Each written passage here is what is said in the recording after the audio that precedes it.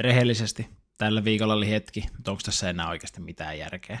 Yrittäjänä sä oot samaan aikaan myyntitykki, siivooja, toimitusjohtaja. Mulla oli kalenteri ihan täynnä ja tajusin, että oma myyntityö on ollut viikon ajan ihan täysin nollissa. Kun on kiire, niin tää on se klassinen ansa.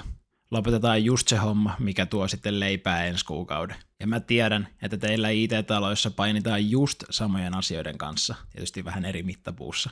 Toivottavasti sä tiedät, että sun pitää näkyä, rakentaa luottamusta ja olla esillä linkkarissa. Mutta kun HR-asiat painaa päälle, asiakasprojektit vaatii huomioon, niin se oma brändi on ensimmäinen asia, mikä lentää äkkipikaa sinne roskikseen. Mä joudun opettelemaan kantapään kautta, että ratkaisu ei ole tehdä enemmän tunteja, vaan rakentaa toimiva prosessi sen ympärillä.